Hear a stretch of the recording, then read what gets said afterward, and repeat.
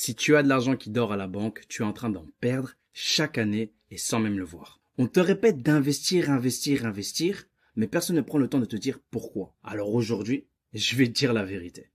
Quand tu veux acheter un bien immobilier, l'une des premières questions qu'on va te poser, c'est quel est ton patrimoine? De quoi est-ce que tu es propriétaire? Tu peux posséder une maison, un terrain, un appartement, un parking, une entreprise, ou tu peux tout simplement être propriétaire d'une somme d'argent. Et en vérité, c'est le cas de la plupart d'entre nous, propriétaires de 1000 euros, 10 000 euros, 20 000 euros, peut-être plus. Si c'est ton cas, vraiment, j'applaudis parce que c'est bien plus que fait la majorité. Le problème, c'est pas la somme. Le problème, c'est le petit signe qu'il y a juste derrière ton chiffre, le euro. Ton métier, tu l'as appris, t'es même très bon dans ce que tu fais, t'es payé à l'heure.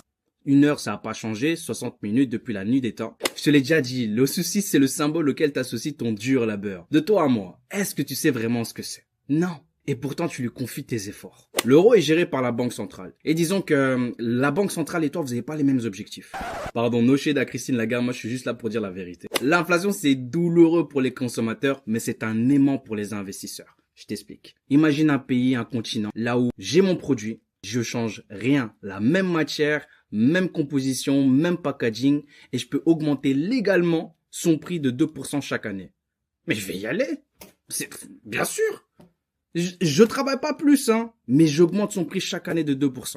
Bien sûr, je vais l'ouvrir dans ce pays-là. Je vais aller même embaucher du personnel et payer mes impôts en euros. Et ça, c'est tout bénef pour la Banque centrale. C'est exactement ce qu'elle veut parce que ça donne de la valeur à sa monnaie. C'est l'offre et la demande. Le consommateur, lui, subit. Je te donne un exemple. La SNCB, elle augmente de 6% le prix de ses tickets chaque année. Chaque année, 6%. C'est dingue. Est-ce que ton salaire, il augmente de 6%? Non. Alors dis-moi pourquoi est-ce que tu veux être propriétaire d'une somme d'argent qui perd en valeur chaque année? Pourquoi? 2% concrètement, c'est quoi? Et la vision, s'il te plaît. Et la vision. Imaginons que tu as 100 000 euros. 2%, c'est que tu perds 2 000 euros chaque année. Il n'y a pas si longtemps que ça, on était en confinement, il y avait le Covid. L'inflation était de 8%. T'as 100 000 euros, tu fais rien avec ton argent, 8% par an, c'est 8 000 euros que tu perds chaque année. Le Covid a duré 2 ans. T'as perdu 16 000 euros gratuitement. Pourtant, les 100 000, ils ont pas changé, hein. Tu vois bien 1 avec 5 zéros derrière. C'est exactement pour ça qu'on te demande d'investir. Parce que le marché fait en moyenne 8% par an. Non, vraiment, on a trop souffert. Il y a tellement de scammers sur Internet que même un simple conseil comme celui-là, qui était vraiment bénéfique, en fait, t'as l'impression que c'est une arnaque. Non! Le marché fait 8% par an en moyenne quand tu les places sur de simples ETF. 8%, tu bats le business de la Banque centrale et de la SNCB réunis. Investir, c'est pas du trading, c'est pas spéculer.